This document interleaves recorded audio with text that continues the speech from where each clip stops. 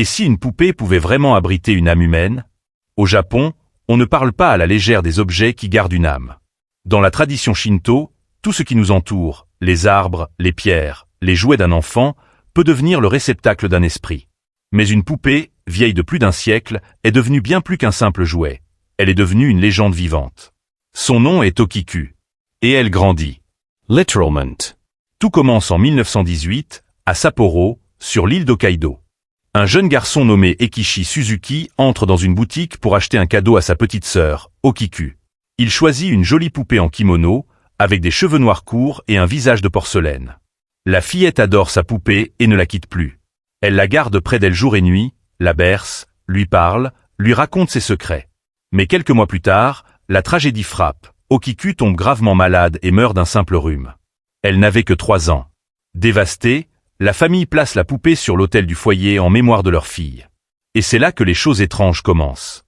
Peu à peu, les parents remarquent quelque chose d'impossible. Les cheveux de la poupée semblent pousser. Au début, ils pensent à une illusion. Mais les semaines passent. Et la chevelure, coupée à l'origine au niveau des épaules, atteint maintenant la taille. Les pointes sont irrégulières, comme si elles avaient poussé naturellement. Intrigués et terrifiés, les Suzuki la montrent au prêtre du temple Mananji, à Iwamizawa. Les moines acceptent de garder la poupée, pensant qu'un rituel pourrait apaiser l'esprit de la petite fille. Mais au lieu de s'éteindre, l'énergie d'Okiku semble grandir. Les prêtres eux-mêmes affirment que les cheveux continuent de pousser, malgré les coupes régulières. Ils disent même que la poupée a commencé à changer. Ses lèvres se sont légèrement entr'ouvertes, ses yeux semblent plus humides, et parfois, elle regarde. Elle regarde ailleurs. Les moines la conservent depuis plus d'un siècle, dans une vitrine spéciale.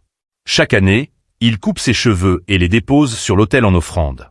Et selon eux, les cheveux d'Okiku sont humains. Des scientifiques japonais ont confirmé que la fibre capillaire était bien organique, semblable à celle d'un enfant de sexe féminin. Mais comment une poupée de porcelaine pourrait-elle être vivante? Certains avancent une explication spirituelle. L'esprit d'Okiku, trop attaché à sa poupée, s'y serait réfugié au moment de sa mort. D'autres parlent d'un phénomène énergétique connu sous le nom de Tsukumogami. Des objets anciens s'animent après 100 ans d'existence, en absorbant l'énergie des vivants. Mais pour d'autres, le mystère d'Okiku va plus loin encore. Des visiteurs affirment avoir vu la poupée bouger légèrement, ou changer d'expression selon leur émotion. Des caméras placées la nuit auraient capté des fluctuations étranges de température et des ombres autour de la vitrine. Et une rumeur circule dans le temple. Parfois, la poupée rêve.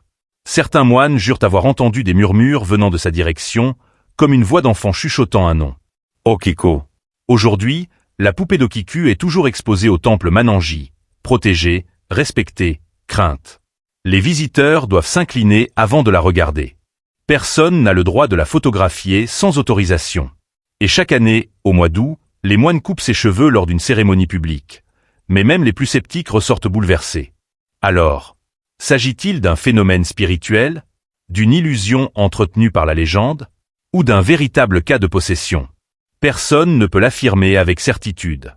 Mais une chose est sûre. Plus d'un siècle après la mort d'une petite fille nommée Okiku, sa poupée continue de vivre. Et ses cheveux, eux, continuent de pousser.